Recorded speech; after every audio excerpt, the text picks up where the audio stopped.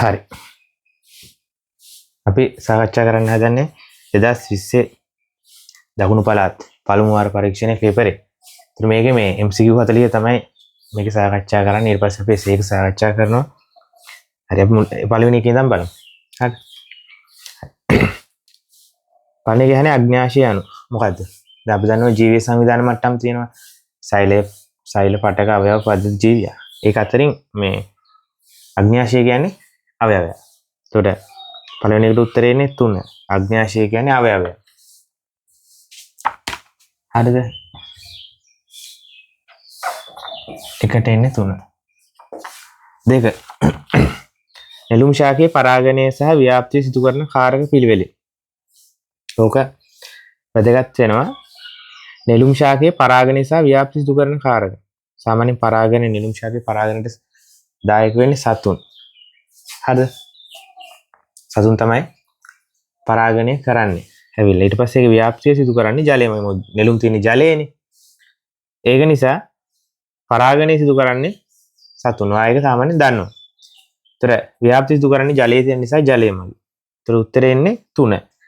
පරාගණය සිදු කරන්නේ සතුන්, ව්‍යාප්තිය සිදු කරන්නේ ජලය. ඒතර උත්තරේ 3. තුන්වෙනි එක. පසඳ පරමාණුනේ කුඩාම පරමාණු කුමක්ද? ඔන්න. දැන් මම උගන්වනකොට ඔයාලට මේ ආවර්තාවකුවේ තියෙන විචලන රටාවලින් ඔයාලට තියෙන දෙකයිනේ. මොකද විද්‍යුත්ිනතාවයයි පළමු අයනීකරණ ශක්තියයි.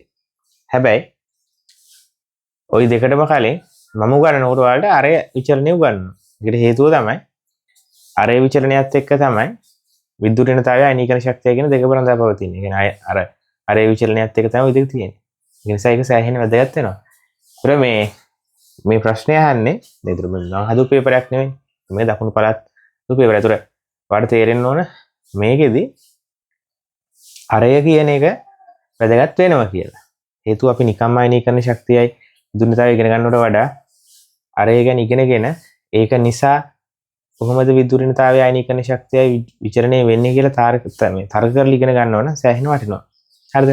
මම උගන්වලා තියෙනවා. අපි සාමාන්‍යයෙන් ආවර්තයක වමේ ඉඳන් දකුණට යනකොට මම ඔයාලට මුද්‍රව්‍ය කිහිපයක් අරගෙන කියන්න. දැන් අපි දිනවා හයිඩ්‍රජන් තියෙනවා, lithium, beryllium, boron, carbon, nitrogen, oxygen, fluorine, neon. ඊට පස්සේ මේ ලිතියම්ට පස්සේ තියෙනවා සෝඩියම්, පොටෑසියම්, රුබීඩියම්, සීසියම්, ෆ්‍රැන්සියම් කියලා මූලද්‍රව්‍ය සෙට් එකක් පල්ලෙහාට තියෙනවා. අපි සාමාන්‍යයෙන් මම එකක් පොඩ්ඩක් ලියන්නම් බය වෙන්න එපා. හරිද? රුබීඩියම්, සීසියම්, ෆ්‍රැන්සියම් මෙයා විකිරණශීලී. මෙහෙට යන්න පල්ලෙහාට යන්න ශක්ති මට්ටම් ගන්න වැඩි වෙනවනේ. මේ ආවර්තාංකය මේක 1. හරිද? මේකේ ආවර්තාංකය 1. එයා 2, 3, 4, 5, 6. මෙහෙට යන්න ශක්ති මට්ටම් ගන්න වැඩි වෙන නිසා අරය වැඩි වෙනවා. මෙහෙට යන්න න්‍යෂ්ටික ආරෝපණය වැඩි වෙන නිසා. ඕකේ තව කතාවක් තියෙනවා අපිට ඒක වැඩක් නෑ. මෙහෙට යන්න ප්‍රෝටෝන ගන්න වැඩි වෙනවනේ. ප්‍රෝටෝන ගන්න වැඩි වෙන ඉලෙක්ට්‍රෝන අදින ප්‍රමාණය වැඩි. ඒකත් එක්ක මෙහෙට යන්න අරය අඩු වේ. අරය අඩු වේ කියන්නේ පරමාණු කුඩා වෙනවා. පල්ලෙහාට යන්න ඒක නම් ඔයා නිකම්ම දන්නවා ශක්ති මට්ටම් ගන්න වැඩි වෙන නිසා අරය වැඩි වෙනවා. මේ පැත්තට යනකොට මේ න්‍යෂ්ටිකයේ තියෙන ප්‍රෝටෝන වල ආකර්ෂණය වැඩි. ඒ කියන්නේ ඉලෙක්ට්‍රෝන අදින න්‍යෂ්ටිකයේ තියෙන ප්‍රෝටෝන. ඒකට අරය අඩු වෙනවා. සමහරට යන්නේ අරය අඩු වෙන. ඒකට උතන කුඩාම පරමාණු වෙන්නේ නියෝ. ඔගේ උත්තරේ 4. හරිද? 3ට එන්නේ උත්තරේ 4. අපි ළඟ බලමු 4 වෙනි එක. වාෂ්පීභවනය සහ ස්ෆටිකීකරණය. වාෂ්පීකරණය කියන්නේ දෙකක්. අපි සාමාන්‍යයෙන් ওই තාපීය පාරමී ඉගෙන ගන්නවා ඒ වල ෆිසික්ස් වලත් ඔක හරි පැහැදිලිව ඉගෙන ගන්නවා. දැන් අපි හිතන් ඉන්නේ ජලයේ වාෂ්ප වෙන සෙල්සියස් 100 ද කියලානේ. නෑ එහෙම එකක් නෑ. ජලය වාෂ්ප වෙනකොට ජලය සෙල්සියස් 100 දී වාෂ්ප වෙන විදියක් තියෙනවා. ඒක සෙල්සියස් 100 දී එක පොඩ්ඩක් ඒකට ඒ සෙල්සියස් 100ට විශේෂයි. ඒ ආරෙන්නේ ජලය ඕන මුෂ්ටත්වයකදී වාෂ්ප වෙනවා. අපි ෆ්‍රිජ් එක ඇරියත් ෆ්‍රිජ් එකේ ජල වාෂ්ප බලන්න පුළුවන්. ඒත් එතන ජලය වාෂ්ප වෙලා තියෙන සෙල්සියස් බිඳුවේදීනේ. හරිද? සාමාන්‍ය ජලය වාෂ්ප නොවෙන්නේ හොඳට මේක ටික දවසකදී තේරෙවි කියන එක. ජලය වාෂ්ප නොවෙන්නේ සෙල්සියස් 273 දී. ඒ කියන්නේ ඒ ඇරෙන්න උෂ්ණත්වයක් තියෙන ඕනම අවස්ථාවකට මොනවා හරි දෙයකට චාලක ශක්තියක් තියෙනවා. ඒතර ඒකත් එක්ක ජලය වාෂ්ප වෙන්න පුළුවන්. දැන් ජලයේ වාෂ්පීභවනය කියලා කියන්නේ ඔයාලගේ ගෙදර තියෙන මොනවා හරි දෙයක් තෙත දෙයක් වේලෙනකොට සෙල්සියස් 100ටවත් වෙන්නේ නැහැනේ. එතකොට එයා ඊට වඩා අඩු උෂ්ණත්වයක තමයි ජලය ටික වාෂ්ප වෙලා රෙදි වේලෙන්නේ. රෙදි හැරේ වෙන මොනවා හරි දෙයක් වෙන්න පුළුවන්. දැන් ඔයාලගේ ගෙදර වතුර ටිකක් කීරුණොත් ඒ වේලෙන්නේත් ජලය වාෂ්ප වෙලා. හරිද? එතකොට ඒ උෂ්ණත්වය සෙල්සියස් 100ට වඩා පහළ උෂ්ණත්වය. එතකොට සෙල්සියස් 100ට වඩා පහළ උෂ්ණත්වයේ ජලය වාෂ්ප වෙන එකට තමයි කියන්නේ වාෂ්පීභවනය කියන්නේ. එතකොට වාෂ්පීකරණය කියන්නේ සෙල්සියස් 100 දී වාෂ්ප වෙන එක. ඔය විශේෂත්වය තියෙන්නේ වාෂ්පීභවනයක් සිද්ධ වෙන සාමාන්‍යයෙන් ජල පෘෂ්ඨයක මතු පිටින් ජල පෘෂ්ඨයක මතු පිටින්. හරිද? වාෂ්පීකරණයක් සිද්ධ වෙන්නේ යටින්. ඒතර ඒකනේ ජලය බුබුලු දාන්නේ. ජලය නටනකොට බුබුලු දාන්නේ එතන පල්ලෙහා තියෙන ජලය තමයි එන්නේ. පතුලේ තියෙන ජලය තමයි බුබුලු බවට පත් වෙලා උඩට එන්නේ වාෂ්පීකරණය වෙනකොට. ওই දෙකේ වෙනසක් තියෙනවා. එතකොට දැන් ලුණු නිස්සාරණය කරන්න කියලා තටාක වලට ජලය අරගෙන දෙපැත්තෙන් අර වලවල් කපලා මේ ගින්දර දාන්නේ නැහනේ. වාෂ්පීකරණය කරන්නේ ගින්දර දාන්නේ නැහැ. ඒ නිසා එතෙන්දී සෙල්සියස් 100ට වඩා අඩු උෂ්ණත්වයක තමයි ජලය වාෂ්ප වෙන්නේ. ඒක කියන්නේ වාෂ්පීභවනය. ජලය වාෂ්ප වෙන ලුණු කැට බවට පත් වෙනවා. කැට බවට පත් වෙන එක තමයි අපි කියන්නේ ස්ෆටිකීකරණය කියලා. හරිද? ඒතකොට මේකෙදී උත්තරේ එන්නේ වාෂ්පීභවනය සහ ස්ෆටිකීකරණය භාවිත කරන්නේ ලුණු නිස්සාරණය. උත්තරේ 1. උත්තරේ 1. පස්වෙනි එක බලමු. පස්වෙනි එකේදී ප්‍රතිකන්නාඩි දෙස උත්තර දර්පණය යොදා ගන්න. අපි මේ කතාව පොඩ්ඩක් මතක තියාගන්න. ප්‍රතිකන්නාඩියක් විදිහට එහෙම නැත්නම් සයිඩ් කන්නාඩි වල උත්තර දර්පණය යොදාගන්නේ මෙන්න මේ ලක්ෂණය නිසා. දැන් එතකොට මේක සමහරවිට මේක බලනකොට ෆස්ට් ටර්ම් ටෙස්ට් එකේ තියෙන නිසා මේකේ 11 වසර ළමයි බලනකොට ওই ආලෝකය කියන පාඩම් සමහරවිට කරලා නැති වෙන්න පුළුවන්. හැබැයි ආයි මේව කියනවා. ඒකෝට ඉස්සරහ පේපර් වලදී ඔයාලට අහුවේවි. මෙන්න මෙහෙම දෙයක් තියෙන්නේ. දැන් සාමාන්‍යයෙන් අපි දර්පණ තියෙනවා කාච තියෙනවානේ. දැන් උත්තර දර්පණයක් ගත්තට පස්සේ උත්තර දර්පණ වලට අදාළව තියෙන කිරණ සටහන් එකයි. ඒ කියන්නේ දැන් ඔයා හිතන්න උත්තර දර්පණයක් ඉදිරියෙන් වස්තුවක් තිබ්බට පස්සේ ප්‍රධාන අක්ෂයන්ද අපි අඳින ලේසි වෙන අපි මෙහෙම ඉරක් ගහගත්තා. මේ කිරණ සටහන අඳින ලේසි වෙන. දැන් උත්තර දර්පණයක් කියන්නේ උත්තර පෘෂ්ඨයෙන් තමයි පරාවර්තනය කරන්නේ. අවතල පෘෂ්ඨයේ තමයි අසදිය ආලේප කරලා තියෙන්නේ. දැන් පරාවර්තනය කරන පෘෂ්ඨයත් එක්ක තමයි අර නම දෙන්නේ. මේ උත්තර දර්පණය. දැන් උත්තර දර්පණයක් ගත්තට පස්සේ මේ ඕනම වෙලාවක සමාන්තර වෙන කිරණයක් නාභිය හරහානේ ගමන් කරන්නේ. හරිද? දැන් මෙතන නාභිය තියෙනවා. මෙතන C තියෙනවා. මේ එන ආලෝක කිරණය පරාවර්තනය වෙලා මේ පැත්තට දෙන්නේ. පරාවර්තන ලයින. ත්‍රයන්නේ කොහොමද? නාභිය හරහා. මොම ගමන් කරනවා. ඊට පස්සේ මෙතනනේ වස්තුව තියෙන්නේ. ඊළඟ මොකක්ද වෙන්නේ? තව කිරණයක් වුණා. ඒතර වඩා ඒ කිරණ විදිහට පාවිච්චි කරන්න පුළුවන්. මෙන්න මෙතෙන්ට. හරිද? අපි ඒකට කියනවා ද්‍රවය කියලා. ද්‍රවයට එල්ල වෙන ආලෝක කිරණයක්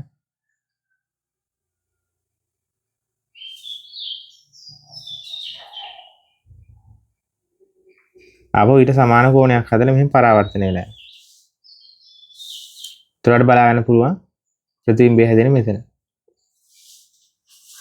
ඔන්න ඔහොම එකක් තමයි තියෙන්නේ. හරි.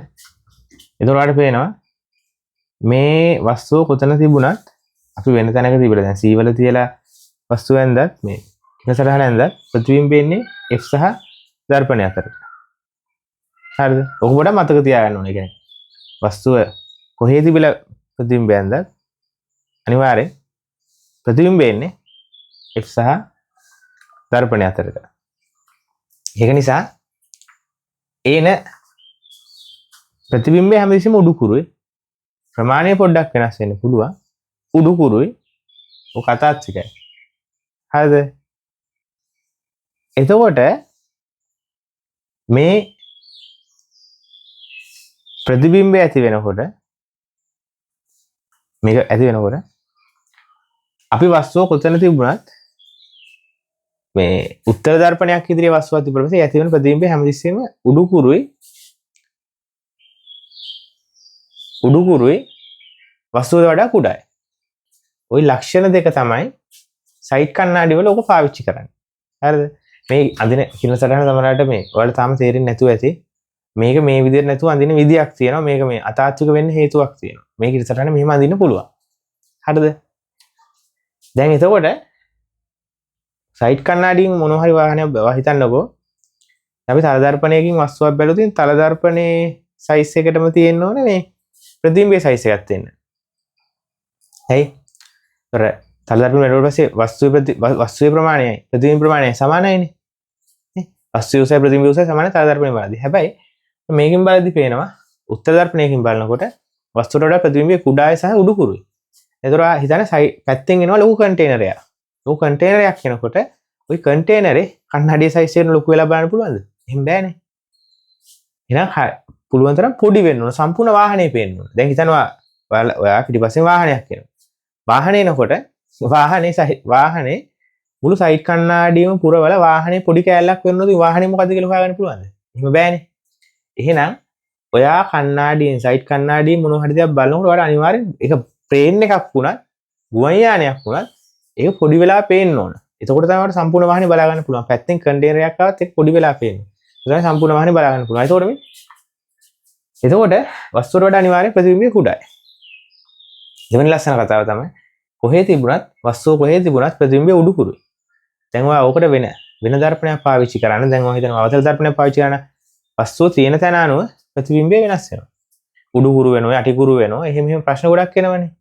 එහෙම ආවොතින් එහෙම එක වෙලාවකට පිටිපස්සෙන් එනවා කන්ටේනරයක්. ඒ වගේ වාහනේ පිටිපස්සෙන් කන්ටේනරයක්. එක වෙලාවකට කන්ටේනරේ උඩුකුරුව පේනවා. අනිත් පැත්තට ගැහිලා පේනවා ඊට පස්සේ. එහෙම වෙනකොට අපිට හිතා ගන්න බැරි මේක කොතනද කොහෙද එන්නේ කියලා. හැබැයි උත්තර දර්පණයක් පාවිච්චි කරලා පස්සේ වාසිය තමයි වස්තුව වස්තුවට වඩා ප්‍රතිබිම්බය හැමතිස්සෙම කුඩායි. ඊළඟ කතාව තමයි උඩුකුරු. ඔන්න ඔය දෙක නිසා තමයි අපි උත්තර දර්පණ පාවිච්චි කරන්නේ සයිඩ් කණ්ණාඩි වල. පැහැදිලිද කතාව? ඒ කියන්නේ වාහනේ පැත්තෙන් එන වාහනේ කොච්චර විශාල වුණත් ඒක කුඩා කරලානේ අපිට පෙන්වන්නේ උත්තර දර්පණේ. ඒක නිසා අපිට වාහනේ පැහැදිලිව බලා ගන්න පුළුවන්. අනිත් කතාව තමයි හැමතිස්සෙම උඩුකුරු. උඩුකුරු නිසා ඔළුවෙන් ඉන්නවා එහෙම පේන්නේ නැහැ. ඔය අවතල දර්පණයක් පාවිච්චි කරන එක තියෙන තැන අනුව ඒක ඇටිකුරු ප්‍රතිබිම්බ හැදෙන උඩුකුරු ප්‍රතිබිම්බ හැදෙන. ඒකත් එක වැඩි කරන්න අමාරුයි. ඒක නිසා තමයි ගන්නෙ. අනිත් එක අතාත්වික ප්‍රතිබිම්බය. හරිද? හරි. එතකොට මේකේ මේ අතාත්වික ප්‍රතිබිම්බයක් මේක අර ඔයාලා අඳින කින සටහන අපි ඉස්සරහට අඳිමු. ප්‍රති කණ්ණාඩි ලෙස උත්තර දර්පණ යොදාගන්නේ කුඩා ප්‍රතිබිම්බ ඇතිවන නිසාය. අනිවාර්යයෙන්. පොඩි ප්‍රතිබිම්බයක් නැති උඩුකුරු ප්‍රතිබිම්බ. කොහේ වස්තුව තිබ්බත් උඩුකුරු ප්‍රතිබිම්බ කුඩා ප්‍රතිබිම්බ සහ අතාත්වික ප්‍රතිබිම්බ ඇතිවන නිසාය. අතාත්වික ප්‍රතිබිම්බයක් තමයි ඇති වෙන්නේ. මම මේක ඉස්සරහට නැන්දට ඔක අඳින තව විදි තියෙනවා. සාවකේ උත්තරේ එන්නේ 4. හේතුව තමයි ওই තුනම තමයි ලක්ෂණ. හරිද? දැන් මම කියා දෙනවා උත්තර දර්පණයි අවතල කාචයි අනුරූපයි. අනුරූපයි කියන්නේ ඒ දෙන්නගේ ලක්ෂණ සමානයි. හරිද? අපි යන් ඊළඟ ප්‍රශ්නෙට.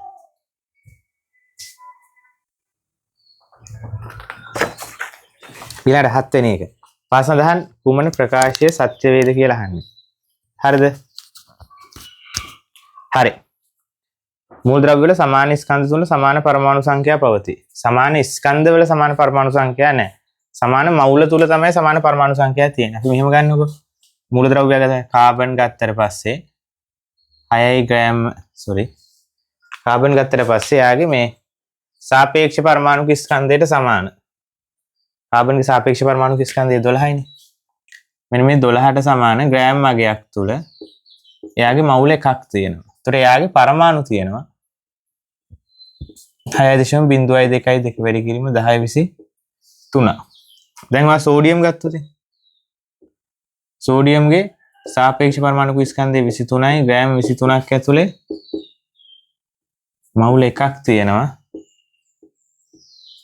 පරමාණු අවගාඩ්‍රෝ සංඛ්‍යාවක් තියෙනවා. ඔව්. ඒ සමාන මවුල සංඛ්‍යාව ඇතුලේ තමයි සමාන පරමාණු සංඛ්‍යාව තියෙන්නේ. නැතුව සමාන ස්කන්ධය ඇතුලේ සමාන පරමාණු සංඛ්‍යාවක් නැහැ. මොකද පරමාණු අවගාඩ්‍රෝ සංඛ්‍යාවක් තියෙන්නේ කාබන් වල 12යි ග්‍රෑම් වල. සෝඩියම් වල 23යි ග්‍රෑම් වල. ඒතර සමාන ස්කන්ධ නෙවෙයිනේ. ඒතර ඒක වැරදි. මූල සංඛ්‍යාවල තියෙනවායි කියලා එන්න ඕන. මූලද්‍රව්‍ය සමාන පරමාණු සංඛ්‍යා සමාන ස්කන්ධ තුල පවතී. වැරදි. මූලද්‍රව්‍ය සමාන මූල සංඛ්‍යා තුල සමාන පරමාණු සංඛ්‍යා පවතී. මූලද්‍රව්‍ය සමාන මූල සංඛ්‍යාවල සමාන පරමාණු සංඛ්‍යා පවතී. උත්තරේ එන්නේ 3. අපි 6ට උත්තරේ 6 බැලුවේ නෑනේ. 4 උත්තරේ එන්නේ 3. අපි 6 බලමු. ආලෝක කිරණයක පරාවර්තනය වන අවස්ථාවක් පහත රූපයේ දැක්වේ. රූපයට අදාළ පතන කෝණය. ඔය උගන්වනකොට මම ඔයාලට උගන්වලා තියෙනවා. හරිද? දැන් බලන කෙනෙක් වුණත් හොඳ අවධානයෙන් බලන්න මේ සාමාන්‍යයෙන් ප්‍රශ්නයකට අහන අපි ඉගෙන ගන්න තියරියක ප්‍රශ්න අහන තියරි පොයින්ට් එකක් තියෙනවනේ. ඒකට වඩා බැරිද පුළුවන්ද කියලා බලන දෙයක් තියෙනවා. ඒ දේවල් වලදී ගොඩක් වෙලාවට බලන්නේ අපිට අමතක වෙන දේවල් සහ තර්ක කරන දේවල්. එතකොට මේකේ මෙහෙම කතාවක් නේ තියෙන්නේ. මම මේක උමනායි කඳින්න. මෙහෙම එකක් තියෙන්නේ. ඒතකොට මේක උත්තර දර්පණය. උත්තර දර්පණයේ මේ මෙන්න මෙතන ඉඳන් ආලෝක කිරණ එනවා. මේක මෙහෙට යනවා.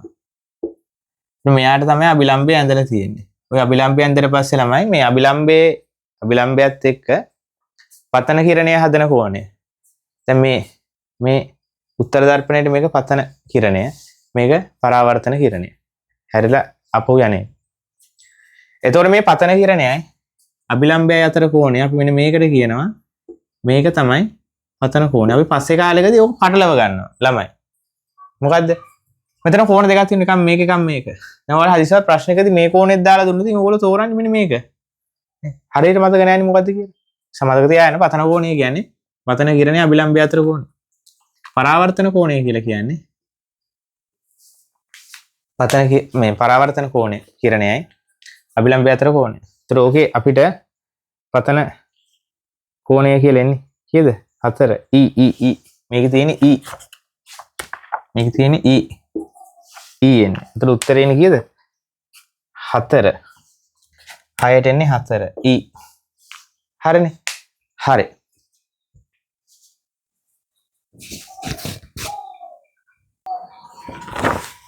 ඊට පස්සේ 8 වැඩිම පරමාණු සංඛ්‍යාවක් අඩංගු වෙන්නේ. මම එකපාරට උත්තරේ කියන්න. පළවෙනි එක බලන්නකෝ. පළවෙනි එකේ පරමාණු තියෙනවා කාබන් 1යි, හයිඩ්‍රජන් 3යි 4යි, ආයි කාබන් 1යි 5යි, ඔක්සිජන් 2යි 7යි 8යි. පළවෙනි එකේ පරමාණු 8ක් තියෙනවා. දෙවෙනි එකේ තියෙනවා ඔතන 2යි 5යි 7යි 8යි 9යි පරමාණු 9ක් තියෙනවා දෙවෙනි එක්කෙනාගේ. ඒ කියන්නේ එතිල් ඇල්කොහොල්. ඒ කියන්නේ මධ්‍යසාර. තුන්වෙනි එකේ යූරියා ඉන්නේ. ඒකේ තියෙනවා NH2 ගත්තට පස්සේ එතන 3යි 3 2 6යි 2 8යි. තුන්වෙනි එකේත් පරමාණු 8යි. හතරවෙනි එකේ ඉන්නවා පරමාණු 10ක්. C2යි H5 කියන්නේ 7යි CHO කැලේ 3යි 10යි. එතකොට එයාගේ තමයි වැඩිම පරමාණු ගාණක් තියෙන උත්තරේ 4. අපි අයිලාට 9.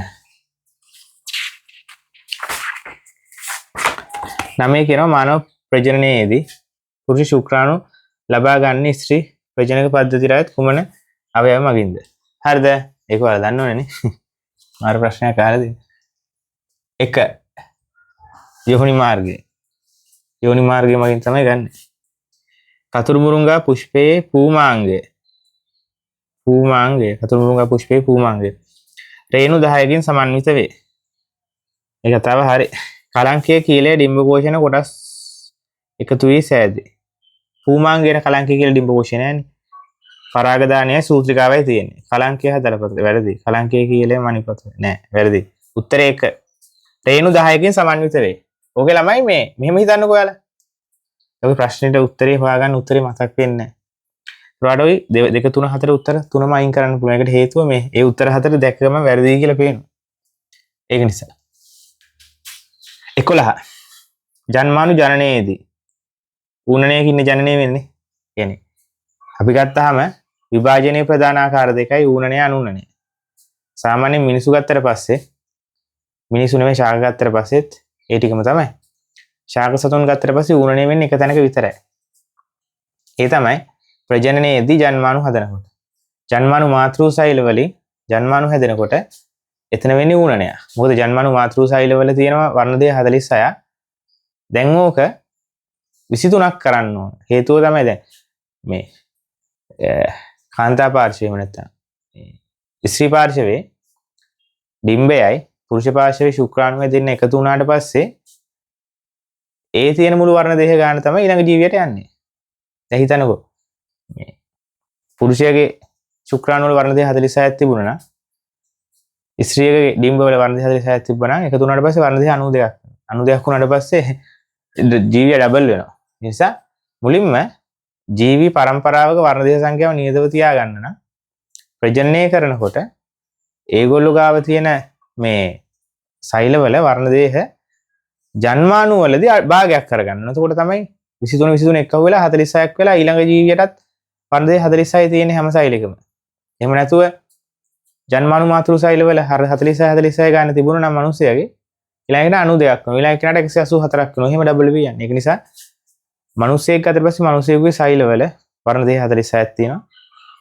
එතකොට මේ වර්ණ දේහ 46 ඉස්සරහට එන හැම පරම්පරාවකම නියතව තියාගන්න නම් ජන්මාණු හැදෙනකොට මවගේ වර්ණ දේහ සංඛ්‍යාව වඩක් වෙන්න ඕන, පියාගේ වර්ණ දේහ සංඛ්‍යාව වඩක් වෙන්න ඕන. දෙන්න එකතු වුණාට පස්සේ 46ක් වෙනවා. ඒක කරන්න තමයි මේ ඌණණය කියන එක කරන්නේ. ඌණණේ අවස්ථා දෙකක් තියෙනවා. මේ ඌණණේ අවස්ථා දෙක හොඳට මතක තියාගන්න. ඌණණේ අවස්ථා දෙකක් තියෙනවා. පළවෙනි එක තමයි ඇත්තටම ඌණණය. ඊට පස්සේ ඌණණේ වෙලා අනූණණය කොටසකුත් වෙනවා. ඒතර ඌණණේ ඇතුලේ අනූණණයක් තියෙනවා. ඒක එතකොට ඌණණයේදී මේ එක සෛලයකින් සෛල හතරක් හැදෙනවා. ජන්මාණු මාතෘ සෛල එකකින් සෛල හතරක් හැදෙනවා. ඕක මතක තියාගන්න මේ වැදගත්ම පොයින්ට් එක ඕක. ඕකෙන් හොඳ ප්‍රශ්නයක් ළඟදීම අහනවා. හේතුව ඒක ලස්සන කතාවක් නේ දින උතන. ඒ තමයි ඌණණයේදී මේ ඌණණයයි අනුන්නයයි කියන දෙකම වෙනවා අවස්ථා දෙකකදී. අනිත් එක තමයි මේ වර්ණ දේහ සංඛ්‍යාව නියතව තියෙන ජීවි පරම්පරාවක සහ එක ජන්මාණු මාතෘ සෛලකින් දුහිතෘ සෛල හතරක් හැදෙනවා. ඔබ මතක තියාගන්න. අපි බලමු මොකද කියන්නේ කියලා. ජන්මාණු ජනනයේදී ඌණණී විභාජනය සිදුවේ. හරි. මාතෘ සෛලකින් දුහිතෘ සෛල හතරක් සෑදේ. අනිවාර්යයෙන්. ජාන සංයුතිය වෙනස් වූ වර්ණ දේහ ඇති වේ. ඔව්. දැන් අපි මවගෙන් අපි වෙනස් වෙන්නේ දෙමව්පියන් ජන්මාණු ජනනය කරනකොට ඒ ජන්මාණු වල මුල් ජන්මාණු මාතෘ සෛල වලට වඩා වෙනස් ලක්ෂණ ඇති වෙනවා. ඒ නිසා තමයි අපි එක එකනට වෙනස් වෙන්නේ. හදිසියවත් හිතන්න මේ මවගේ මේ වර්ණ දේහ වලින් එන ලක්ෂණ එහෙම් පිටින් මාව කියලා. ඒතර අපි මවට හරි පියාට හරි සර්වසම වෙනවා. ඒ නිසා එහෙම සර්වසම වුණා නම් ඒක වෙන ලූ ගැටලුවක් නේ. හරිද? දැන් හිතන්නකෝ මේ ගෙදරක ළමයි 3 දෙනෙක් ඉන්නවා. 3 දෙනාමත් අම්මා වගේ. කාලයක් යද්දී අම්මලා ළමයි හොයන්න හම්බ වෙන්නේ. හරිද? දැනුත් එහෙමනේ. අර එහෙම අවස්ථා තියෙනවා. ඒක නිසා මේ දෙමව්පියන්ගෙන් දරුවන් විෂම රූපී වෙන එක අනිවාර්යයෙන් වැදගත්. එතකොට මේ ඕකේදී ජන සංයුතිය වෙනස් වර්ණ දෙක ඇති. ඒක හරි. ඊට පළවෙනි toy තුනම හරි. උත්තරේ 4. ඔය සියල්ලම හරි. සියල්ලම හරි. උත්තරේ 4. කියන්නේ.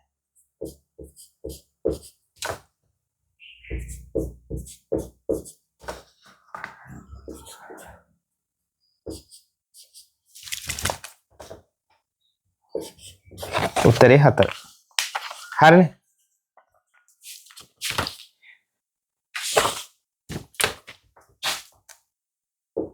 ඊළඟට අහන්නේ 12 පාසඳ 94න් සාසංජ බන්ධන 3කින් සැදුම්ලත් 90. සාසංජ බන්ධන 3ක් තියෙන ළමයි NH3 වල. අපි අනිවාර්යෙන් ඉස්සරහට ඇත්තරම කොහොමද ලුයිසිව් අඳින්නේ කියන එක පැහැදිලිව මම ඔයාලට ඉස්සරහට කියා දෙනවා. සාසංජ බන්ධන 3ක් තියෙන NH3 වල. අපි CH4 ගත්තොත් 4ක් තියෙනවා. H2O ගත්තොත් 2ක් තියෙනවා. කාබන් ඩයොක්සයිඩ් ගත්තොත් 4ක් තියෙනවා. 3ක් තියෙන NH3. උත්තරේ 1. 13. ඔකේ තියෙනවා සූක්ෂම තරංග ගැමා කිරණ අදෝරක්ත කිරණ ආලෝක තරංග කියලා දෙයක්. රික්තයේදී PQRS වල ප්‍රවේග අතර සම්බන්ධය. ඔයා දන්නවා. ඔය තියෙන ළමයි විද්‍යුත් චුම්බක තරංග. ඒ කියන්නේ විද්‍යුත් චුම්බක තරංගයක් කියන්නේ මේ මෙන්න මෙහෙම දෙයක් නේ. ඒ කියන්නේ මේ චුම්බක විද්‍යුත් චුම්බක තරංගයක් කියන්නේ මේ විද්‍යුත් ක්ෂේත්‍රයකුයි චුම්බක ක්ෂේත්‍රයකුයි එකිනෙකට ලම්බක තිබ්බයි පස්සේ ඒ දෙකටම ලම්බක වෙනත් තලයක ඇති වෙන තීරයක් තරංග වර්ගයක් තමයි විද්‍යුත් චුම්බක තරංග කියන්නේ. විද්‍යුත් චුම්බක තරංග ඔක්කොම තීරයක් තරංග. ඔය ඕක හොඳට මතක තියාගන්න. ඕක ළඟදීම ප්‍රශ්නයකට අහනවා. විද්‍යුත් චුම්බක තරංග වැටෙන්නේ අන්වායාමද තීරයක් තරංගද කියලා. ඒතර උත්තර දෙනකොට මේ එකකටවත් නෙමෙයි කියලා දුන්නාට පස්සේ ඔයා ඉගෙනගෙන නැත්තම් විද්‍යුත් චුම්බක තරංගයක් කියන්නේ තීරයක් තරංගයක් කියලා ඔයා නෑ කියලා තමයි ගහන්නේ. ඒතර ඒක වැරදි. විද්‍යුත් චුම්බක තරංග කියන්නේ චීට තීරයක් තරංගයක්. පැහැදිලිව ගන්නලා ඇති. එතකොට මේ විද්‍යුත් චුම්බක තරංග තමයි සූක්ෂම තරංග, ගැමා කියන අදෝරක් දෙන ආලෝක තරංග ඔක්කොම විද්‍යුත් චුම්බක තරංග. අපි පැහැදිලිව ඉගෙන ගන්න දෙයක් තමයි විද්‍යුත් චුම්බක තරංග රික්තයක් තුලදී. රික්තකදී ඒ කියන්නේ කිසිම පදාර්ථයක් නොමැති හිස් අවකාශයක් ඇතුළතදී සියලු විද්‍යුත් චුම්බක තරංග ආලෝකයේ ප්‍රවේගයෙන් ගමන් කරනවා. ආලෝක ප්‍රවේගයෙන් ගමන් කරනගෙන 3 වැඩි කිරීම 18 ms එක ප්‍රවේගයෙන් ගමන් කරනවා. ඔය අපිට සෑහෙන වැදගත් කතාවක්. එතකොට රික්තයක් තුලදී PQRS වල ප්‍රවේග අතර සම්බන්ධතාවය හැමෝගෙම සමානයි. P වල Q වල R සහ S වල ඔක්කොගෙම සමානයි. ඒ කියන්නේ උත්තරේ 3. 14. රික්තයේ ගමන් කරන විට තරංගායාමයේ උපරිම තරංගය වන්නේ. තරංගායාමයේ උපරිම. ඒ මොකද්ද? අපි මෙන්න මෙහෙම මේක බලමු. දැන් ඒතර ප්‍රශ්න කියවුවම එකපාරට මොකද්ද මේ කියලා කල්පනා කරනවා. තරංගායාමයේ උපරිමයි කියන්නේ අපි ওই තරංග ඉගෙන ගන්නකොට ওই තරංග තියෙන අනුපිළිවෙලක් තියෙනවනේ. මුලින්ම තියෙන්නේ IR. sorry.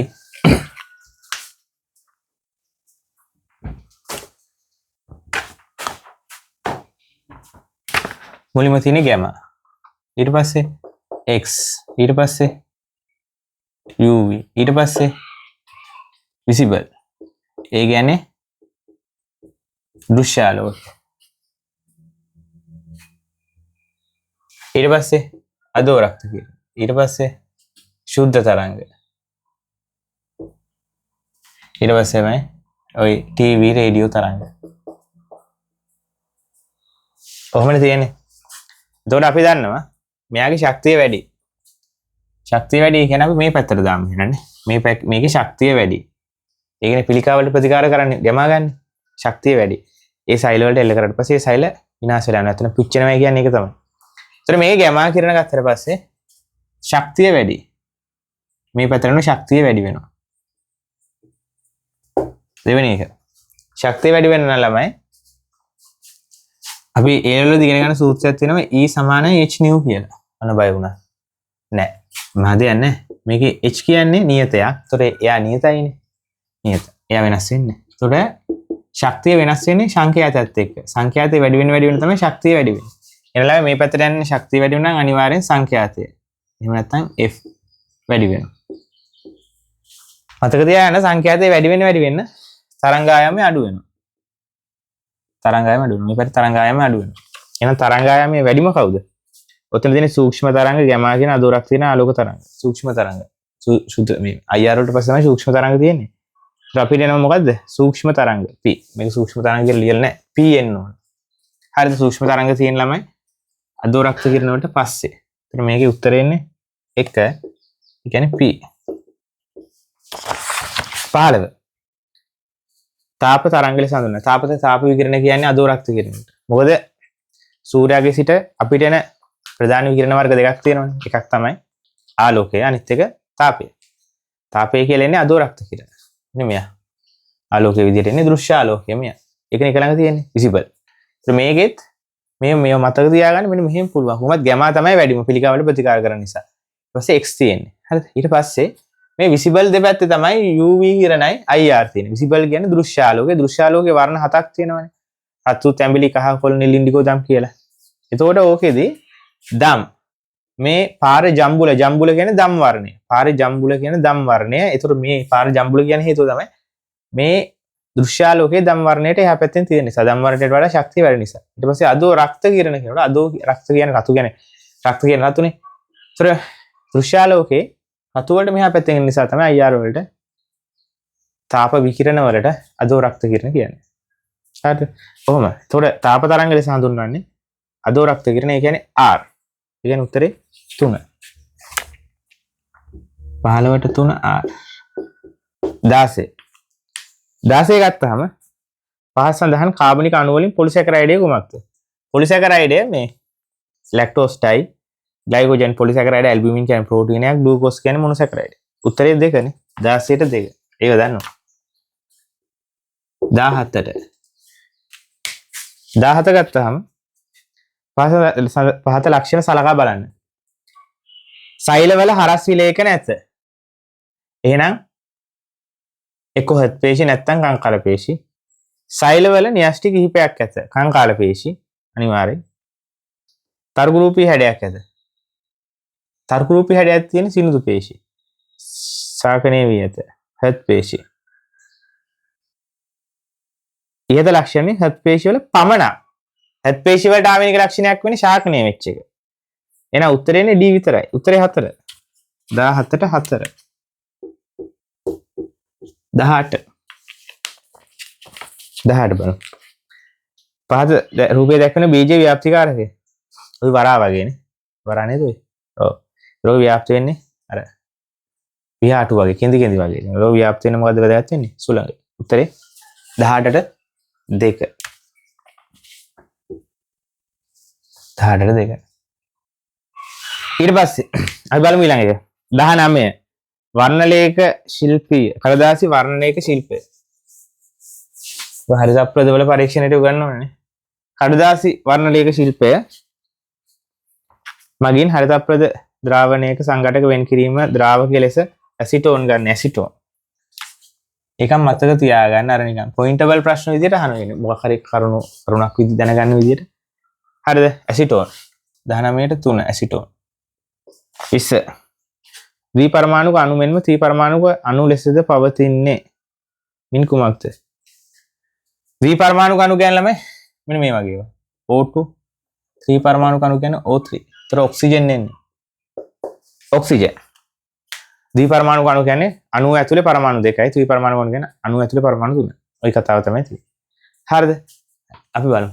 ඊළඟට 21 ඉඳන් බලමු. 21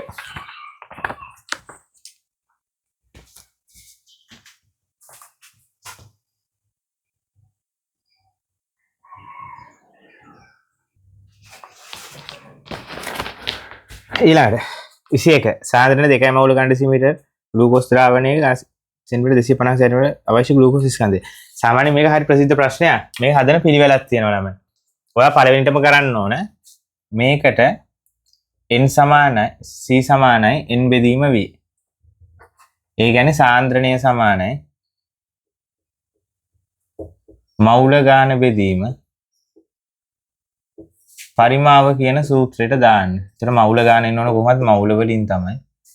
පරිමාව තියෙන්නේ මේ ඝන ඩෙසිමීටර් වලින්. ඔයා ඝන සෙන්ටිමීටර් වලින් තියනවා නම් ඝන සෙන්ටිමීටර් වලින් තියෙන එක 1000න් බෙදලා ඝන ඩෙසිමීටර් කරගන්න. එතකොට මෙතන මේකට මුලින් දාමු මේ සාන්ද්‍රණයට අපි පාවිච්චි කරන්නේ c මවුල ගානට n පරිමාවට v. මම මෙහෙම දාන්න. සාන්ද්‍රණය උතන කීයද? සාන්ද්‍රණය දීලා තියෙනවා. 2යි මවුල ඝන ඩෙසිමීටරයට. අපිට ඕන මුලින්ම මවුල ගාන. මවුල ගාන n ඉතුරු වෙනවා පරිමාව 250 බෙදීම 1000. 1000න් බෙදනවා නැත්නම් 10 3න් වැඩි වෙනවා. අන්න එතකොට තමයි ඝන ඩෙසිමීටර් වෙන්නේ. අතෝ ඝන සෙන්ටිමීටර වල උත්තරේ දැම්මොත් ඔක වෙන ලොකු ගාණක් එන්නේ. ඊට පස්සේ මේකයි කැපෙනවා 4යි. මේක උඩට යනවා. එතකොට අපි එනවා මේ 2යි මවුල ඝන ඩෙසිමීටරයට 4යි n කියලා. එතකොට අපිට එනවා n සමානයි මෙයා පල්ලෙහාට එන්නේ 2 බෙදීම 4යි මවුල හිම නැත්තම් 0.5යි මවුල. 0.5යි මවුල. එතකොට දැන් අපිට දැන් අවශ්‍ය මවුල ගාන ඇවිල්ලා තියෙන ස්කන්ධය හොයන්න මොකද ගන්නේ? මවුල ගාන සමානයි ස්කන්ධයේ බෙදීම මෞලික ස්කන්ධය. ස්කන්ධය සමානයි මවුල ගාන වැඩි කිරීම මෞලික ස්කන්ධය. කවුද මේ හදන්නේ? ග්ලූකෝස්. මවුල ගාන කියේ 0.5යි මවුල. මෞලික ස්කන්ධයේ ග්ලූකෝස්ගේ 180යි ග්‍රෑම් මවුලෙට. දැන් ඕව හදලා දන්නවා. 0.5 කියන්නේ ළමයි භාගයෙන් වැඩි වෙනවා කියන එක නේ. 0.5 කියන්නේ භාගයනේ. භාගය වැඩි කිරීම 180 කියන්නේ 90යි ග්‍රෑම්. ග්‍රෑම් 90ක් කියලා. උත්තරේ 2 එනවා. අනිවාර්යයෙන්ම පළවෙනියටම කරන්න ඕන සාන්ද්‍රණීය සූත්‍රයට දාලා එතනින් මවුල ගාන හොයාගන්න. වැදගත්ම දේ තමයි ඔක ආදේශ කරද්දි මේ ඝන සෙන්ටිමීටර වලින් දෙන එක නා ඝන ඩෙසිමීටර කරන 1000න් බෙදලා හරියට සුළු කරන්න. මෙතන මේ 250යි 1000 කපනකොට යට 4 තියෙන්නේ බෙදීමක් කියලා බෙදීමක් කියනකොට ගුණ කිරීමක් කියලා උඩට යනවා. මේ 4 උඩට ගියට පස්සේ තමයි 4යි එන්නේ. ඒතර 4යි කියන්නේ 2යි. n කියන්නේ එතකොට 2 බෙදීම 4.5යි මවුල කියලා වටේනවා. ඊට පස්සේ මවුල ගන්න දන්න නිසා ස්කන්ධය හොයාගන්න මෞලික ස්කන්ධය වැඩි කරා. උත්තරේ 91 22. මේ 21ට එන්නේ උත්තරේ 2. 22 තියෙන අපේ ෆිසිකල් ගාන ස්කන්ධ දෙකයි ජීවන වස්තුවක් මත. හරි. බලන්න මේව ලියා ගන්න. උම්මනයිව ලියා ගන්න හදිසියවත් අර. කාලය යන නිසා මම බෝඩ් එක මැකුවොත් ඉතින් ඔයා වීඩියෝ එක නවත්තලා ලියා ගන්න. හරි. හරි. මේ ප්‍රශ්න හරි ප්‍රසිද්ධ ප්‍රශ්නයක්. ඒ නිසා ඒක හදන හැටි මතක තියාගන්න. 22 ස්කන්ධ දෙකයි ජීව වස්තුවක් පහත බල පද්ධතිය යටතේ ගමන් ගනී. දැන් මෙන්න මේ ස්කන්ධය දෙකයි මේ පැත්තට 6යි නිව්ටන් ප්‍රතිවිරුද්ධව 4යි නිව්ටන්. වඩ පේනවා මේකේ සංප්‍රයුක්ත බලය මෙහෙට 2යි නිව්ටන්. ත්වරණය පස්සේ ත්වරණය සඳහා ලබා දෙන වරණය. ඒතර අපිට මේ පැත්තට දාන්න පුළුවන් F සමානයි ma. F කියන්නේ නිකම් බලය නෙමෙයි සංප්‍රයුක්ත බලය. ඒක කීයද? 2යි නිව්ටන්. m 2 kilogram. a එනවා 2 බෙදීම 2යි ms ඍණ 2. ඒ කියන්නේ 1යි ms ඍණ 2. උත්තරේ 2යි නිව්ටන් බෙදීම 2යි කිලෝග්‍රෑම්. ඔව්. අපිට උත්තරේ එනවා 2. 22ට එන්නේ 2. නිකන් ආදේශ කිරීමක් තියෙනවා. 23 2 ඇම්පියර් ධාරාවක් 6 ඕම් ප්‍රතිරෝධයක් තුලින් යැවීම සඳහා දෙකලට සැපයුතු විභාන්තයද 6 ඕම් ප්‍රතිරෝධයක් එකයිනේ තියෙන්නේ 6 ඕම් 2 ඇම්පියර් එහෙනම් මේකට දාන්නේ v සමානයි i r මොනවද දාන්නේ i කියන්නේ 2 ඇම්පියර් r කියන්නේ 6 ඕම් 12 ඕම් 23ට 1 24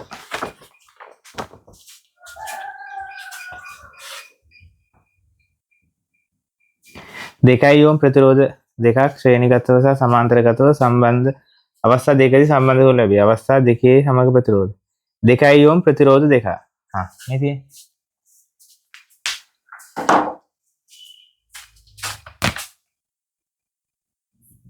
2 ඕම් ප්‍රතිරෝධ දෙකක් තියෙනවා. හරිද? 2 ඕම් ප්‍රතිරෝධ දෙකක් ශ්‍රේණිගතව හා සමාන්තරගතව අවස්ථා දෙකදී සම්බන්ධ කරනු ලැබේ. ශ්‍රේණිගතව සම්බන්ධ කරනවා කියන්නේ මෙහිම ළම. ඒතර මේක 2 ඕම් ශ්‍රේණිගතව සම්බන්ධ කරාට පස්සේ ඔයා දන්නවා මේ සමග ප්‍රතිරෝධය එන්නේ මේ දෙක එකතුව.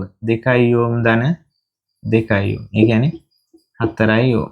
එහෙනම් ශ්‍රේණිගතව සම්බන්ධ කරලා 4 ඕම්. සමාන්තරගතව සම්බන්ධ කරනු ලැබේ. සමාන්තරගතව සම්බන්ධ කරනවා කියන්නේ මෙහෙම.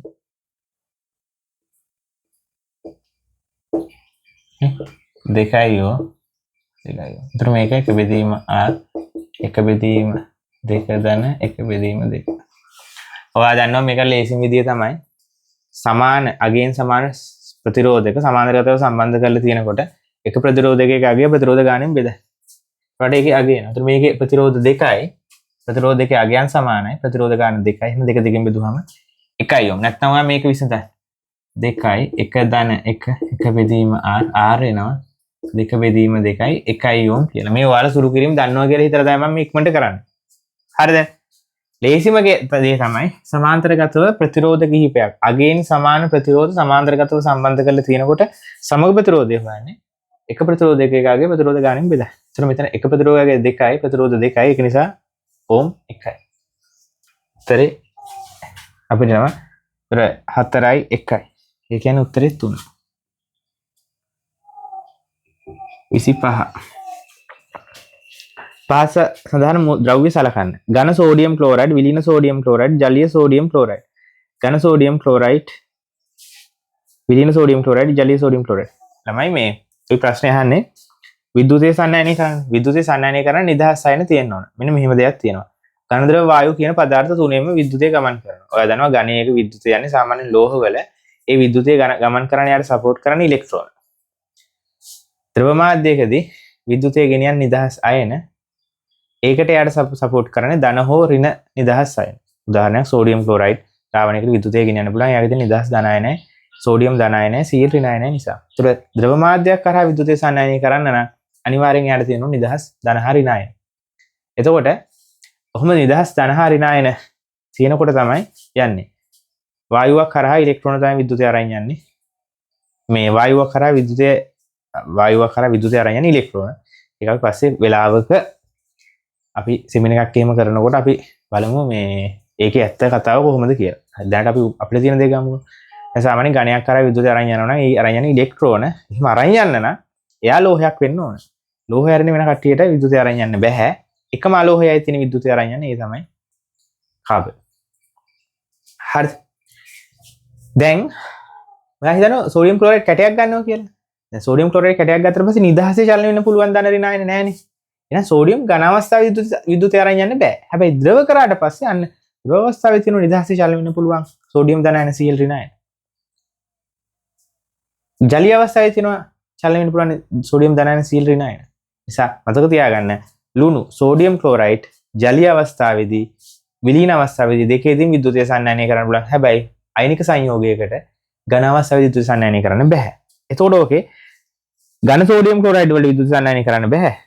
විලීන සෝඩියම් ක්ලෝරයිඩ් ජලීය සෝඩියම් ක්ලෝරයිඩ් විදුලිය සංනයනය කරන එක නේ Q සහ R උත්තරේ 3. හරිද? උත්තරේ 3. 25ට එන උත්තරේ 3. 26 පරමාණු පිළිබඳ අසත්‍ය ක්ලෝරින් නේ දාලා බලමු.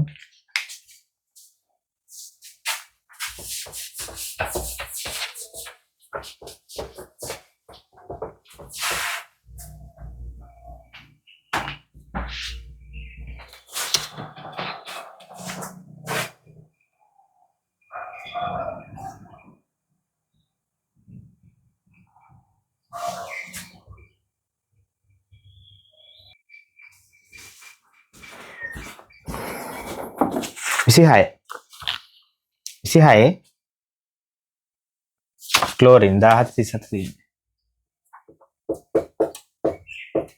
1737. ලෝකේ කියනවා ක්ලෝරින් පරමාණු සමග අසත්‍ය ප්‍රකාශය. නියුට්‍රෝන 17ක් ඇත. බලමු මේකේ ඔය නියුට්‍රෝන ප්‍රෝටෝන ගැන නෑනේ.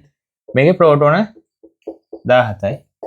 මේක p ධන එන්නේ. ඒතර මෙතන ප්‍රෝටෝන 17යි නම් නියුට්‍රෝන කීයද? 20යි. එහෙනම් නියුට්‍රෝන 20යි ඉලෙක්ට්‍රෝන මේක පරමාණුවක්නේ. ඉලෙක්ට්‍රෝන 17යි. නියුට්‍රෝන 17ක් ඇත. ගත්ත ගම වැරදිනේ. නියුට්‍රෝන 20ක් තියෙනවා. එහෙනම් උත්තරේ 26ට 1. නියුට්‍රෝන 17ක් ඇත වැරදි. ඉලෙක්ට්‍රෝන හා නියුට්‍රෝන 38ක් ඇත. ඉලෙක්ට්‍රෝන සහ නියුට්‍රෝන 38ක් ඇත. ඕක ඉලෙක්ට්‍රෝන හා නියුට්‍රෝන. ඕක Cl ඍණ අයනයක් වෙන්න ඕන මං හිතන්නේ. ඒකෝට තමයි 38ක් වෙන්නේ. එතන නැත්නම් ඒකත් වැරදි. නියුට්‍රෝන හා ප්‍රෝටෝන 37ක් ඇත. ඒක හරි. ප්‍රෝටෝන 17ක් ඇත. ඒක හරි. මේක මේ උත්තරේ 1යි 2යි දෙකම ගන්න පුළුවන්. ඒකට හේතුව ඔය Cl පරමාණුවක් විදිහට දීලා තියෙන නිසා. පරමාණුවනේ. එතකොට දෙකත් හරි. අයනයක් කියලා නෑනේ. දෙවෙනි එකත් වැරදි. මොකද ඉලෙක්ට්‍රෝන 17යි නියුට්‍රෝන 20යි 37ක් වෙන උත්තරේ 1යි 2යි දෙකම. 27 සත්‍ය වේද හීලියම් පරමාණුවට සහ F ඍණට සමාන ඉලෙක්ට්‍රෝන සංඛ්‍යා ඇත. නෑ වැරදි. නියෝන් පරමාණුවට සහ සෝඩියම් ධන පරමාණු සමාන ඉලෙක්ට්‍රෝන සංඛ්‍යා ඇත. ලස්සන කතාවක්. හරිද? නියෝන් ගත්තට පස්සේ මෙයා ඔයා දන්නවා පරමාණුවක්. මෙයාගේ පරමාණු ක්‍රමාංකය 10යි. ඒ නිසා ප්‍රෝටෝන 10යි. පරමාණු ක්‍රමාංකය ප්‍රෝටෝන. මෙයා විද්‍යුත් වශයෙන් උදාසීන ඉලෙක්ට්‍රෝන එක නිසා 10යි. හරිද? අපිට නියුට්‍රෝන කතාවක් වැඩක් නැහැ. සෝඩියම් ගත්තට පස්සේ අපි දන්නවා සෝඩියම් 11 මෙයාගේ ප්‍රෝටෝන 11යි. ඒ ප්‍රෝටෝන 11ක් තියෙන නිසා පරමාණු විද්‍යුත් වශයෙන් උදාසීන වෙන ඉලෙක්ට්‍රෝනත් 11යි. හැබැයි මෙයා සෝඩියම් ධන බවට පත් වෙන උඩ ඉලෙක්ට්‍රෝනයක් පිට කරලා දැන් ප්‍රෝටෝන 11යි. හැබැයි ඉලෙක්ට්‍රෝන 10යි. ඒක නියෝන් පරමාණු සහ සෝඩියම් ධනට සමාන ඉලෙක්ට්‍රෝන සංඛ්‍යා ඇත. මේ හොඳ ප්‍රසිද්ධ ප්‍රශ්න A level type එකට එන ප්‍රසිද්ධ ප්‍රශ්න මේ. සෑහෙන වටිනවා. හරිද? ඒතකොට ඉලෙක්ට්‍රෝන 10යි 10යි. ඒතකොට නියෝන් වලයි සෝඩියම් ධන වලයි තමයි ඉලෙක්ට්‍රෝන සංඛ්‍යා සමාන. උත්තරේ අපිට එනවා කීයද? උත්තරේ 2. 28. පහත දැක්වෙන පෙන්වා ඇති සෛල වර්ගය. ඕක මොකද්ද? ඔක උපල සෛල. උපල සෛල 28ට 4 29 උපල සෛලවි තියෙන්නේ. ප්‍රභා සංශ්ලේෂණ සම්බන්ධ සත්‍ය වගන්තිය මින් කුමක්ද? කෘත්‍රිමව සිදු කළ නොහැක. CO2 පිට වෙන්නේ නැහැ. O2 නේ පිට වෙන්නේ. ඵලෙ ලෙස පිෂ්ඨය ඇති වෙන්නේ නැහැ ළමයි. ග්ලූකෝස් ඇති වෙන්නේ. ග්ලූකෝස් තමයි පිෂ්ඨය බවට පත් වෙන හැදුණු ගම. O2 අවශෝෂණය කරේ වැරදි. කෘත්‍රිමව සිදු කළ නොහැක. ප්‍රභා සංශ්ලේෂණ කෘත්‍රිමව සිදු කරන්න බෑ. ඒ නිසා ස්වභාවිකව සූර්යයා තියෙන්නම ඕන. දැන් 29ට උත්තරේ 1 30 30 ටැග්මීකරණය කියන ටැග්මා බවට පත් වෙච්ච අය කෙලින්ම ආත්ම ප්‍රෝඩාව. කවුද? දියනය. කුරුමිනියා. උත්තරේ 2.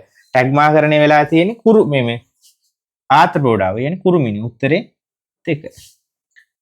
31.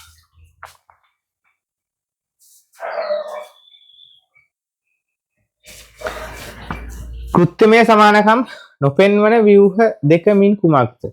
කෘත්‍යමය කියන්නේ කාර්ය අතින් සමානකම් පෙන්වන්නේ නැති ඒවා. කැරපොත්තාගේ පිටසැකිලි සහ හුණාගේ අභ්‍යන්තර සැකිලි. ඒක පෙන්නනවා. ගිම්බාගේ සමසා ලූලාගේ හර්ම. දෙකම ආරක්ෂාව. කැරපොත්තාගේ පාද සහ ලූලාගේ සම. කැරපොත්තාගේ පාදයි ලූලාගේ සමයි ගැලපෙන්නේ නැහැ නේ කොහොමද? හරිද? කැරපොත්තාගේ පාද තියෙන සංචරණයට. ලූලාගේ සම තියෙන්නේ ආරක්ෂාවට.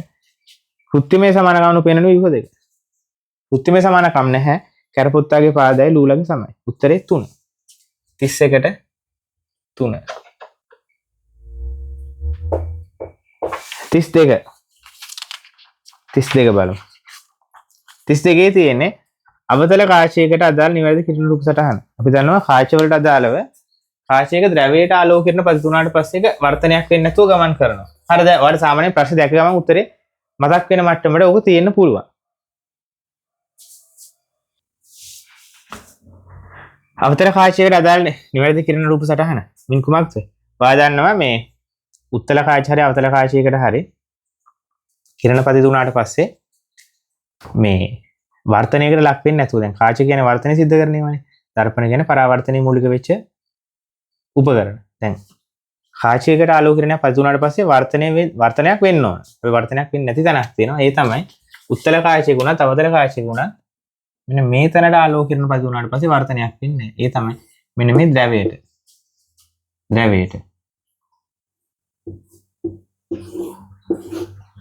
මෙන්න මේ ද්‍රවයට ආලෝකකිරණ පතිතුනාට පස්සේ වර්තනයක් වෙන්නේ නැතුව තමයි යන්නේ. ද්‍රවයට පතිතුනාට පස්සේ තමයි වර්තනයක් වෙන්නේ නැතුව යන්නේ. ඔතන නිවැරදි කිරණ රූප සටහන වෙන්නේ උත්තරේ 1. මෙන්න මේ කිරණ සටහන.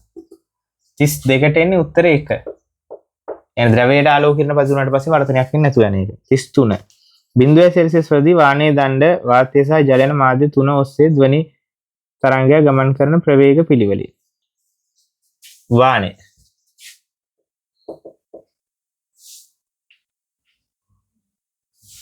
වාතය ජලය මෙයා V1 V2 V3 සත්‍ය වන්නේ. ඔයා මෙන්න මෙහෙම එකක් දන්න ඕනේ නේ. අර රේල් පීලට කන තියලා බලන්න පුළුවන් කියන්නේ කෝච්චිය ගොඩ දුර තියෙනකොට කොච්චර යනවද කියලා. ඒකට හේතුව ඝන මාධ්‍ය ඔස්සේ තමයි ධ්වනිය වැඩිපුරම වේගෙන් ගමන් කරන්නේ. ඒ නිසා වාහනේ ඔස්සේ තමයි වැඩිපුරම වේගෙන් යන්නේ. ඒකට V1 තමයි වැඩිම. ඊට පස්සේ ද්‍රව ඔස්සේ V3 නෙක්ස්ට් එක V2. ඔහොම එන්න ඕන ධ්වනි ප්‍රවේග පිළිවෙලින් හැදුවහම V1 V3 V2 උත්තරේ 4. උත්තරේ 4. 34. බටනලාව සරසුල පියානෝ වගේ එකම ශක්ති ප්‍රමාණයක් යොදා එකම ස්වරය වාදනය කළ විට එකිනෙකට වෙනස් ධ්වනි ලෙස හඳුනාගන්නේ. හරි. දැන් ඔයා දන්නවා සංගීත භාණ්ඩ වෙනස් වෙලා එකම ස්වරයක් ගැහුවට ඒක වෙනස් කියලා අඳුර ගන්න පුළුවන් යාලගේ ධ්වනි ගුණය නිසා. ධ්වනි ගුණය නිසා එකම සංගීත භාණ්ඩ කිහිප එකම ස්වරය ගැහුවත් ඒක වෙනස් කියලා අඳුර ගන්න පුළුවන් යාගේ ධ්වනි ගුණය නිසා. ඒ කියන්නේ සංගීත භාණ්ඩෙන් භාණ්ඩයට යාලගේ ධ්වනියේ ගුණ වෙනස් වෙනවා. හරිද? තාරතාවය විපුලතාවය ධ්වනි ගුණය කියලා තුනක් තියෙනවා. ඒකෙන් සංගීත භාණ්ඩය අනුව එකම ස්වරයේ සංගීත භාණ්ඩය අනුව වෙනස් වෙන්නේ ධ්වනි ගුණය නිසා. ඒතර උත්තරේ එනවා 1. 34ට 1. 35. පාතයේ සිට අංශික 30ක පතන කෝණයක් සහිතව ජලයට ඇතුළු වන ආලෝක කිරණයක් වර්තන කෝණයේ සයින් අගය මින් කුමක්ද? හරිද? අපි බලමු මේක. ඒක හොඳ ප්‍රශ්නයක්.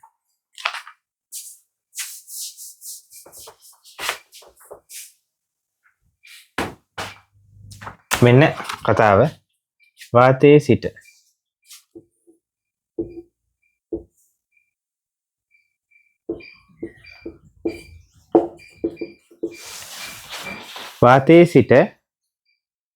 අංශික දිග පතන කෝණයක් සහිතව ජලයට ඇතුළු වන ආලෝක කිරණයක වර්තන කෝණය sin i. දැන් වාතයේ ඉඳලා ජලයට යන්නේ. වාතයේ ජලයට යනවා. දන්නවා ගහන මාධ්‍යයෙන් විරල මාධ්‍යයකට යනවා අභිලම්බයෙන් ඉවතට මේක අභිලම්බයේ දෙසට. මේක අභිලම්බයේ දෙසට. ඒතර මේකේ මේ sin අගය. ඒතර මේක අපි දාමු r. එතකොට මේකෙදි අපි දන්නවා මේ වර්තනාංකය k n sin i බෙදීම sin r. ඒතර අපිට මෙතන වාතයෙන් ජලයේ n a g a w sin i බෙදීම sin r. වාතයේ ඉඳන් ජලයට යන එකක් තියෙනවා. ඒතර මේකෙදි වාතයේදී sin i කීයද? sin 30 බෙදීම sin r. හරි. ඒතර මෙතන වර්තනාංකය දීලා තියෙනවා. වාතයේ සිට ජලයට 4 බෙදීම 3. මම මේක මෙතෙන්ට ගන්නවා. එතකොට 4 බෙදීම 3 සමානයි ළමයි sin 30 කියන්නේ භාගයයි. يعني මේක භාගය. sin r. sin r මේ පැත්තට වැඩි වෙනවා. එතකොට sin r සමානයි මෙතන මෙයා පල්ලෙහාට එනවා. මේ දෙක පල්ලෙහාට එනවා. මේක වැඩි වෙනවා 3න් බෙදෙනවා 4ෙන්. ඔන්න ඔහොම වෙනවා. හරිද? ඒක ආදේශ කිරීමක් තියෙන්නේ. ඒතර වල උත්තරේ එනවා භාග වැඩි කිරීම 3 බෙදීම 4. උත්තරේ වටේනවා 4. ඔව් තේරුම් නැත්නම් මම ආයි කියන්නම් අහගන්න. මේකේ ළමයි වර්තනාංකයට ආදේශ කරන්න තියෙන්නේ. වර්තනාංකයේදී ඒ මුල් මාධ්‍යයට සාපේක්ෂව දෙවෙනි මාධ්‍ය වර්තනාංකය තමයි කියන්නේ. ඒතර මෙතන වාතයේ ඉඳන් ජලයට එන එකනේ. වාතයේ ඉඳන් ජලයට එන එක. ඒතර ඒකේ අගය දීලා තිනවා 4 බෙදීම 3යි කියලා. ඊට පස්සේ ඔයාලට පතන කෝණයේ අගයක් දීලා තිනවා sin පතන කෝණයේ අගය sin 30යි කියලා. 30යි කියලා දීලා තිනවා. ඒතර ඒක sin 30යි. sin 30 කියන්නේ භාගයයි. ඒකට ආදේශ කරාට පස්සේ ඔයාලට sin r හොයාගන්න පුළුවන්. උත්තරේ 4. හරි. හරි. ඔබ හදාගන්න. 36. වස්තුවක් පොල් තෙල් වලට දැමූ විට හා ජලය දැමූ විට යන අවස්ථා දෙකේදීම අදාළ තරලය තුල කොටසක් ගිලී පාවේ. මේ පිළිබඳව පහසන කුඹරය අසත්‍ය වේද? අවස්ථා දෙකේදීම සමාන උඩුකුරුතරුම ක්‍රියාත්මක වේ. ඒක හරි. වස්තුවක් පොල් තෙල් වලට දැමූ විට හා ජලයට දැමූ විට යන අවස්ථා දෙකේදීම අදාළ තරලය තුල කොටසක් ගිලී පාවේ. කුමක් අසත්‍යද කියලා අහන්නේ. දැන් මෙහෙම හිතන්නකෝ. ඔන්න වස්තුව මේක. ඔන්න වස්තුව. ගිල්ල කොටසක් ගිල්ල තමයි පාවෙන්නේ. එතකොට අවස්ථා දෙකේදීම සමාන උඩුකුරුතරුමක් ක්‍රියාත්මක වේ. අවස්ථා දෙකේදීම උඩුකුරුතරුම සමානයි. හරිද වැරදිද? අනිවාර්යෙන් හරි. ඇයි? දැන් මෙයා උඩට උස්සන් ඉන්නේ උඩුකුරුතරුම බලය එන්නේ. ඒතර මේ වස්තුවේ බරට සමාන උඩුකුරුතරුම බලයක් තමයි දෙන්න ඕනේ. ඔය හිතන්න මේ වස්තුව කිලෝ 2යි කියලා. ඒතර මෙයාගේ බර නිව්ටන් 20යි. ඒතර මෙයත් එහෙමනේ. එකම වස්තුවනේ. ඒතර ළමයි මෙයා නිව්ටන් 20යි නම් ඊට සමාන උඩුකුරුතරුම බලයක් තමයි දෙන්න ඕනේ. මෙතන නිව්ටන් 20යි. එයා උස්සලා තියාගන්න ඊට සමාන උඩුකුරුතරුම බලයක් දෙන්න ඕනේ. ඒතර අවස්ථා දෙකේදීම නිව්ටන් 20 තමයි ජලයයි පොල් තෙලුයි දෙන්නේ. ඒතකොට උඩුකුරුතරුම බල සමානයි. හරියටම හරි. හරිම හරි කතාව. අවස්ථා දෙකේදී වස්තුව ගිලෙන ප්‍රමාණ සමානයි. ඒක වැරදි. මොකද උඩුකුරුතරුමකට පොඩි සූත්‍රයක් තියෙනවා u සමානයි v ρ g. මම කියන කතාවට තේරෙයි. හරිද? දැන් මෙතන උඩුකුරුතරුමට g වැඩක් නැහැනේ. සමානයි. ඔයාලට පේනවද? සමාන උඩුකුරුතරුමක් දෙන්න නම් ලස්සන කතාවක් තියෙන්නේ. සමාන උඩුකුරුතරුමක් දෙන්න නම් ඝනත්වය වැඩි කෙනෙක් අඩු ප්‍රමාණයක් තමයි ගිලෙන්න ඕනේ. ඒ කියන්නේ v කියන්නේ ජලය පිට කරන ප්‍රමාණය එහෙම නැත්නම් ගිලෙන ප්‍රමාණය. එතකොට ඔයාලට පේනවා ඝනත්වය වැඩි නම් ගිලෙන ප්‍රමාණය අඩුයි. ඔයා කොහොමද දන්නව නේද වස්තුවක් ඝනත්වය වැඩි ද්‍රවයක ගිලෙන ප්‍රමාණය අඩුයි කියලා. ඉතින් ඒ කතාව මතක තියාගත්තා නම් හරිනේ. උත්තරේ 2. අවස්ථා දෙකේදීම වස්තුව ගිලෙන ප්‍රමාණය සමාන වේ. කතාව වැරදි. 36ට 2. ඒක වැරදි. 37. පහළ සමීකරණ වලට ඒක විස්ථාපන ප්‍රතික්‍රියාව. ඒක විස්ථාපන ප්‍රතික්‍රියාව වෙන්නේ මෙයා.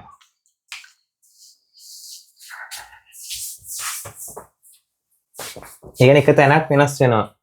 එච්චරයි. ඒක විස්ථාපන ප්‍රතික්‍රියාව වෙන්නේ magnesium copper sulphate magnesium sulphate සහ කොපර්. ඒතර මෙතන මේ මැග්නීසියම් කොපර් විස්ථාපනය කරා. උත්තරේ 4. 37ට 4. අනිත් ඒවා පළවෙනි එක වියෝජන, දෙවෙනි එක වියෝජන, තුන්වෙනි එකත් වියෝජන. ඒ තුනම වියෝජන. පේපරේ බලන්න ඔයා. 38 10 ප්‍රෝදාය ඇසිටික් අම්ල ද්‍රාවණයක පරිමාව 500 ජනසෙනඟ 250 දක්වා අඩු වනසේ ජලය වාෂ්පීකරණ කරන ලක් කරන ලදී. එවිට ද්‍රාවණයේ ඇසිටික් අම්ලයේ පරිමාව ප්‍රතිශතය කොපමණද? හරිද? 10% ප්‍රබලතාවයක් ඇති. 10% ප්‍රබලතාවයක් ඇති. ඇසිටික් අම්ල ද්‍රාවණයක පරිමාව අඩු කරනවා. මොන 10%යිලු තියෙන්නේ. ඒ කියන්නේ ළමයි මෙහෙම හිතන්නකෝ. 10% කියන්නේ 100න් 10යිනේ. ඒතර ළමයි පරිමාව කියන්නේ ඇසිටික් අම්ල ද්‍රාවණයක් කියන්නේ මේකෙදි යට එන්න ඕන V ජලය සහ V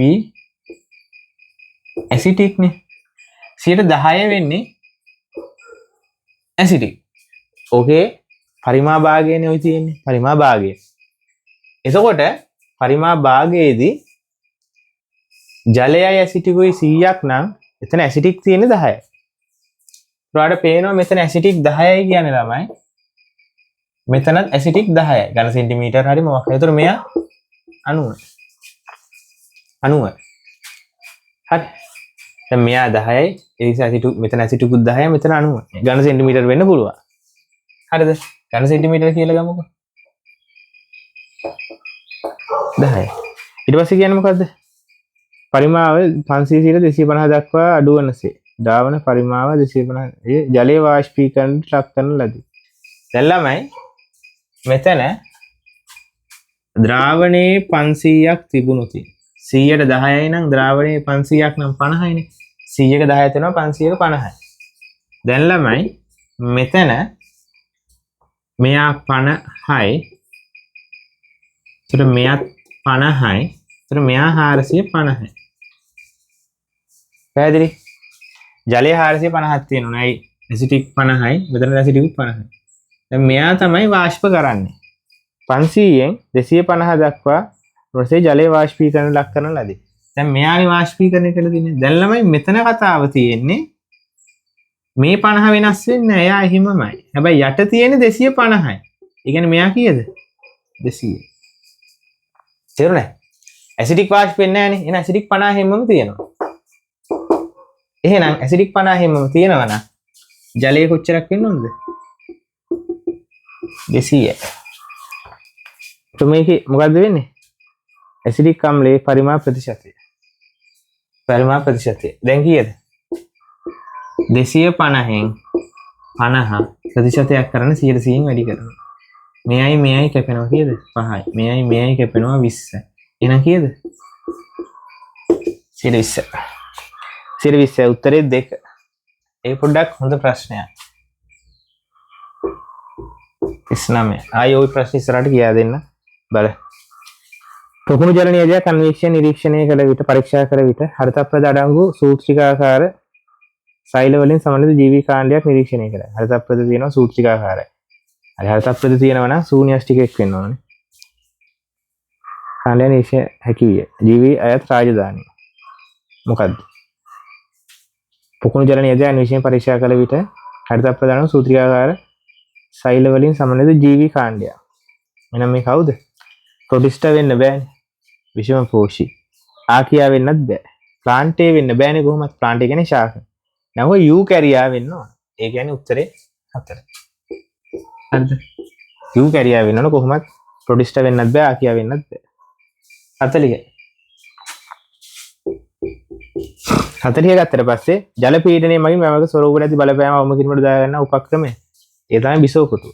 බිසෝ කොටුව හදලා තියෙන්නේ අර සොරවුවට ඇතිවන බලපෑම අඩු කරන්නේ වතුර පාර ඇවිල්ලා එකපාරම සොරවුව වදිනකොට සොරවුවට හානි වෙන නිසා ඒක අඩු කරන තමයි ජල පාර පීඩනය අඩු කරන්න ඇති වෙන බලපෑම පීඩනය අඩු කරන්න තමයි විසුවකොටුව හදලා තියෙන්නේ.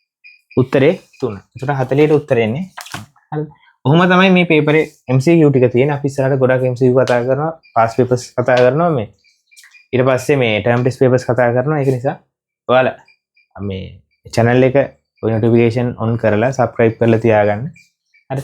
ඉස්සරහට පේපර් discussion යනවා හොඳ ප්‍රශ්න සාකච්ඡා කරනවා. අර මේක ඉක්මනට අපි කරේ මේ අර ඔයාලට ඉක්මනට පේපර් එක කරලා බලන්න පුළුවන්. ඒතර මේක අප්ලෝඩ් කරන අප්‍රේල් මාසෙ නේද දැන් මේ අපි මේක අප්ලෝඩ් කරාට පස්සේ එන පළවෙනි ටර්ම් ටෙස්ට් එක තියෙන අප්‍රේල් 20 ගණන් වල දකුණු පළාත් ළමයින්ට.